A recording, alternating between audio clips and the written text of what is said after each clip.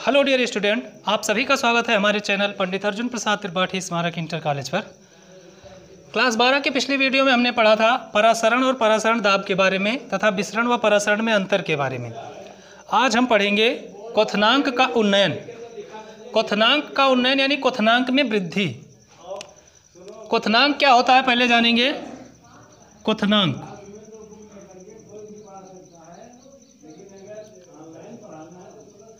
क्वथनांक वह ताप है जिस पर कोई द्रव वाष्प अवस्था में परिवर्तित होता है।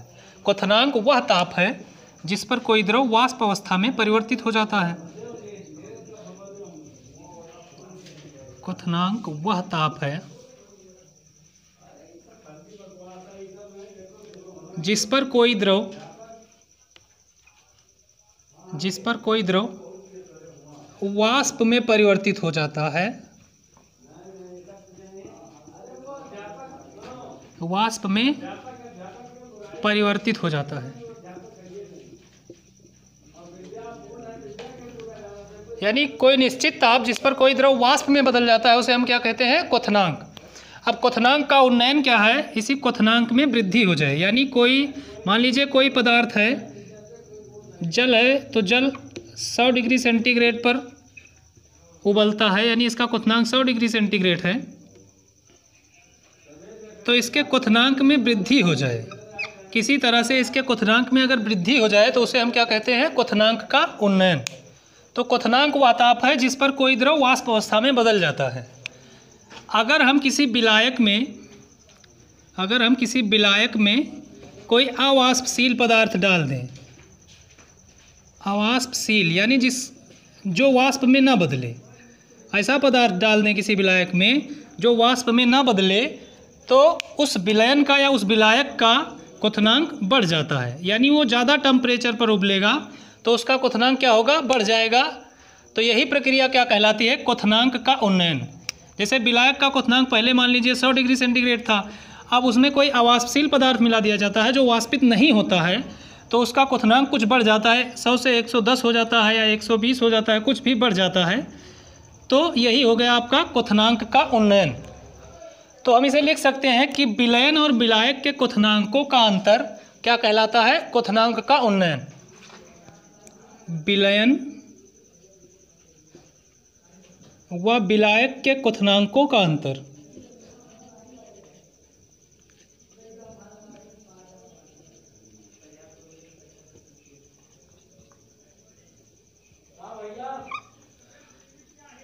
क्वथनांकों का अंतर क्वथनांक का उन्नयन कहलाता है।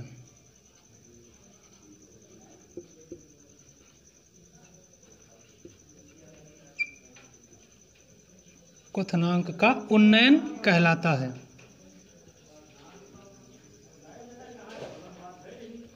यानी जब कोई विलायक अकेला होता है तो उसका क्वथनांक कुछ कम रहता है, और जब इसमें कोई अन्य पदार्थ मिलाया जाता है, अवाष्पशील पदार्थ मिलाया जाता है, तो विलायक में जब कोई अन्य पदार्थ मिलाया जाता है यानी विलेय मिलाया जाता है तो वो बन जाता है क्या, विलयन बन जाता है।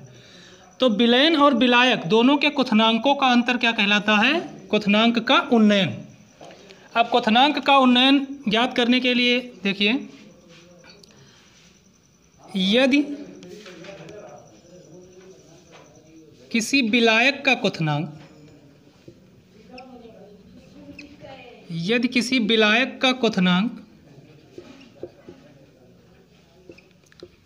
T0 तथा किसी विलयन का क्वथनांक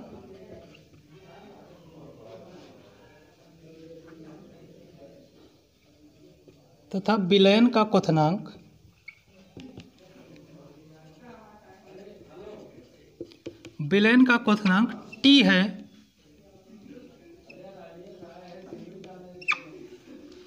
तो क्वथनांक का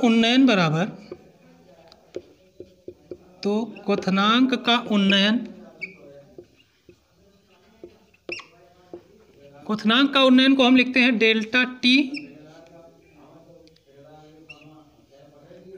टी बी। क्वथनांक का उन्नयन डेल्टा टी बी बराबर T माइनस T0। यानी विलयन के क्वथनांक में से विलायक के क्वथनांक को हम घटा देंगे तो हमें मिल जाएगा क्वथनांक का उन्नयन। अब क्वथनांक उन्नयन से हम अणुभार ज्ञात कर सकते हैं किसी पदार्थ का। तो क्वथनांक उन्नयन से अणुभार की गणना कैसे की जाती है ये पढ़ेंगे। मान लीजिए किसी विद्युत अनपघट्य पदार्थ का किसी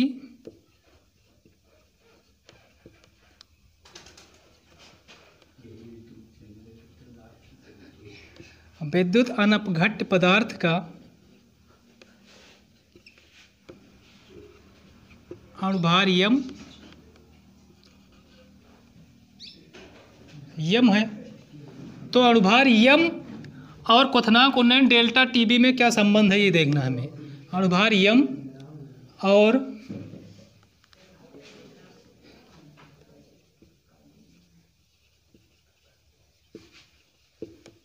क्वथनांक उन्नयन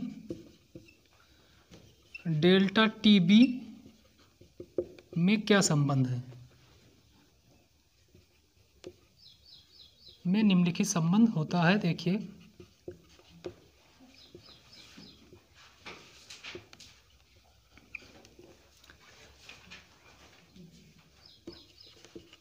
अणुभार यम बराबर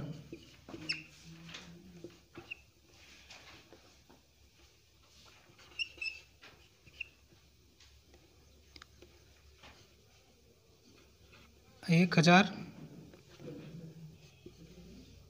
KB W बटा डेल्टा TB और कैपिटल W, जहाँ यम क्या है, यम विद्युत अनपघट्य पदार्थ का अणुभार,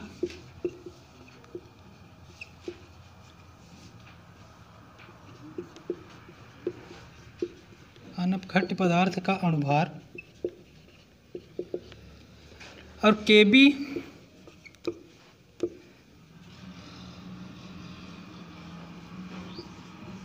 विलयन का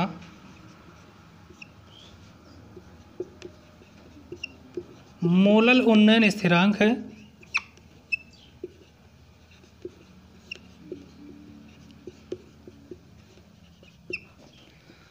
स्मॉल w अनपघट्य पदार्थ का भार है।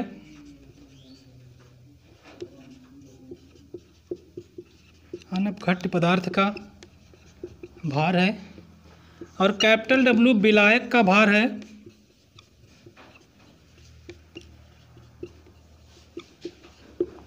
तथा डेल्टा TB क्या है, क्वथनांक का उन्नयन है। डेल्टा TB क्वथनांक का उन्नयन है।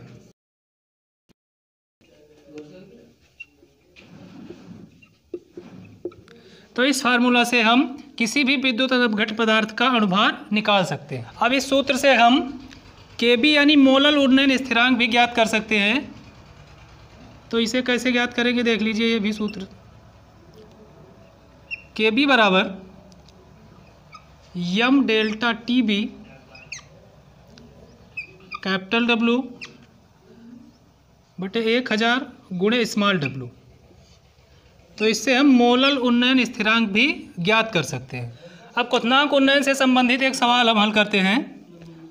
ग्लूकोज के एक जलीय विलयन में जिसमें 12 ग्राम ग्लूकोज जिसका अणुभार 180 है, यानी ग्लूकोज का अणुभार 180 है, 100 ग्राम जल में घोला गया है जिसका क्वथनांक 100.34 डिग्री सेंटीग्रेड है और शुद्ध जल का क्वथनांक 100 डिग्री सेंटीग्रेड है। तो जल के मोलल उन्नयन स्थिरांक की गणना करनी है। तो सबसे पहले सवाल में जो चीज़ें लिखी हैं उसे हम लिख लेते हैं। ग्लूकोज के एक जलीय विलयन जिसमें 12 ग्राम ग्लूकोज है, तो ग्लूकोज लिख लेते हैं। ग्लूकोज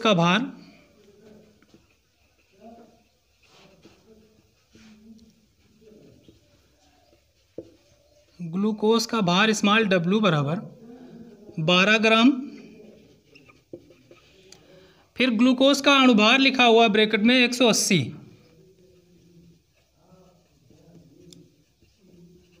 तो ग्लूकोज का अणुभार यम बराबर 180। फिर 100 ग्राम जल में घोला गया है, यानी जल क्या है, इसमें विलायक है। तो जल का भार बराबर कैपिटल W बराबर 100 ग्राम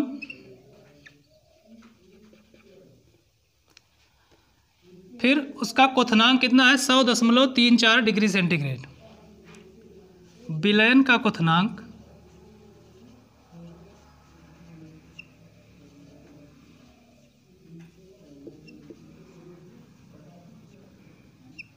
T बराबर 100.34 डिग्री सेंटीग्रेड। और शुद्ध जल का क्वथनांक यानी विलायक का क्वथनांक, विलायक जल का क्वथनांक T0 बराबर 100 डिग्री सेंटीग्रेड।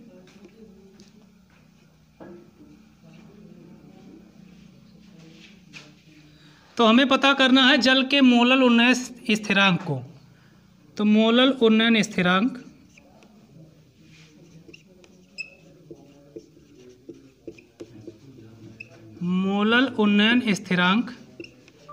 Kb बराबर हमें पता करना है। तो हम जानते हैं फार्मूला m बराबर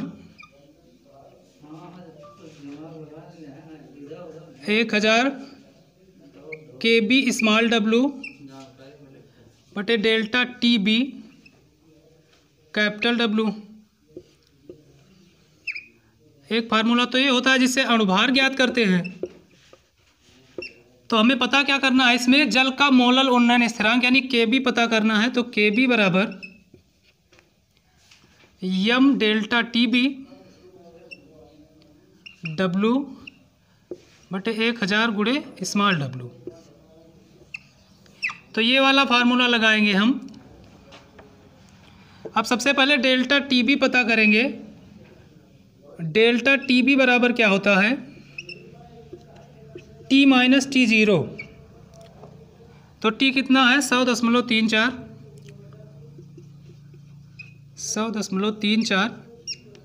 इसमें से T0 यानी कि 100 को हमें घटाना है, तो आएगा 0.34 डिग्री सेंटीग्रेड। अब इसी फार्मूला पर सबका मान रखेंगे। Kb बराबर m की जगह पर लिखेंगे 180, क्योंकि ग्लूकोज का अणुभार कितना है 180, गुणे डेल्टा TB। डेल्टा TB अभी हमने पता किया है। डेल्टा TB बराबर 0.34 डिग्री सेंटीग्रेड। तो 0.34 फिर गुणे कैपिटल W यानी विलायक का भार कितना है 100 ग्राम।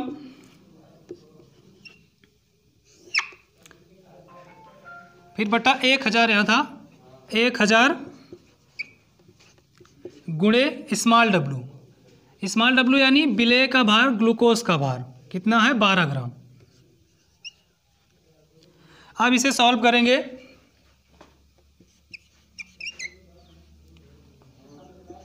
तो ये 1 2 जीरो से 2 जीरो कट गया, और इस जीरो से ये वाला जीरो कट गया। क्या करेंगे 12 से 18 भी दोनों को।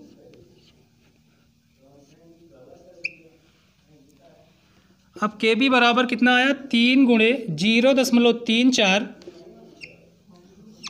बटे 2। फिर इसे सॉल्व करेंगे। तो 3 को 0.34 से गुणा करना है, उसके बाद 2 से भाग करना है। तो गुणा इधर कर लेंगे, 0.34 को 3 से गुणा करेंगे,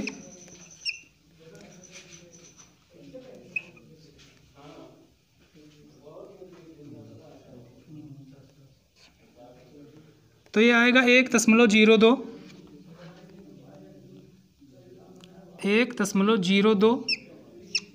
और इसे 2 से करना है भाग। तो 2 से भाग करने से पहले यहाँ दशमलव हटा देंगे, दशमलव हटाकर यहाँ 2 जीरो बढ़ाएंगे। तो 200 से 102 को हमें भाग करना है। 200 से 102 को भाग करेंगे तो दशमलव बढ़ाकर यहाँ पर जीरो बढ़ाएंगे। तो 2 पंचे कितना होता है 10, यानी कि 1000 हो गया। अब 1020 में से 1000 घटाएंगे तो आएगा आपका 20। दशमलव लगा है तो यहाँ फिर जीरो बढ़ा देंगे, तो 201 के 200 यानी कि 0.51 ये हो गया आपका मोलल उन्नयन स्थिरांक। Kb बराबर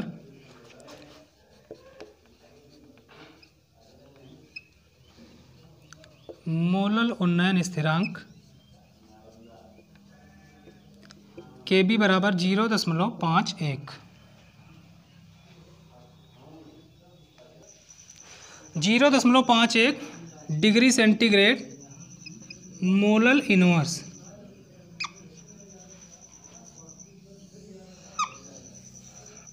अब दूसरा सवाल देखिए, एक कार्बनिक पदार्थ के जलीय विलयन में जिसमें 6 ग्राम कोई पदार्थ है और 100 ग्राम जल में घुला है, जिसका क्वथनांक 100.51 डिग्री सेंटीग्रेड है, तो पदार्थ के अणुभार की गणना कीजिए। अब जल का मोलल उन्नयन स्थिरांक हम पिछले सवाल में हल कर चुके हैं कि Kb बराबर 0.51 डिग्री सेंटीग्रेड होता है। तो सबसे पहले सवाल में जो चीज़ें हैं उसे लिख लेते हैं। जलीय विलयन जिसमें 6 ग्राम पदार्थ, यानी पदार्थ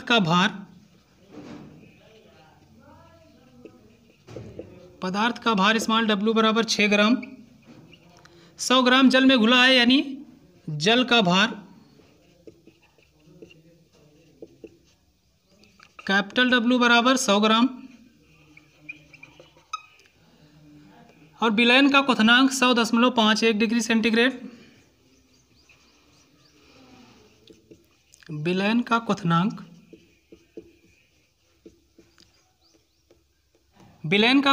T बराबर 100.51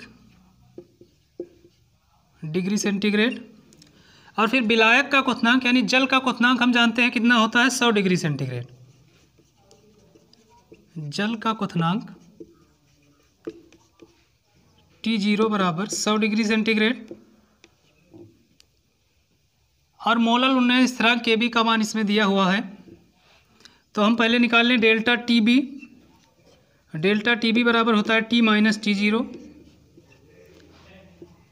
तो T है 100.51 और T0 कितना है, 100। तो ये आएगा आपका 0.51। अब हमें हल करना है, पदार्थ के अणुभार की गणना करनी है। तो पदार्थ के अणुभार का सूत्र होता है यम बराबर अणुभार यम बराबर 1000 Kb स्मॉल w बटे डेल्टा Tb कैपिटल W। अब सबका मान रखेंगे इसी समीकरण में। तो यम बराबर 1000 गुणे Kb कितना है, Kb 0.51, स्मॉल w कितना है 6 ग्राम, डेल्टा Tb आपका है 0.51 और कैपिटल W कितना है 100 ग्राम। तो अब इसे सॉल्व करेंगे, इस 2 जीरो से ये वाला 2 जीरो कट गया, 0.51 से 0.51 कट गया। अब 10 यहाँ बचा और 6 यहाँ बचा, यानी 10 और 6 का गुणा कर ले तो हमें मिल जाएगा अणुभार। तो 10 छक्के 60 होता है, यानी यम बराबर 60। पदार्थ का अणुभार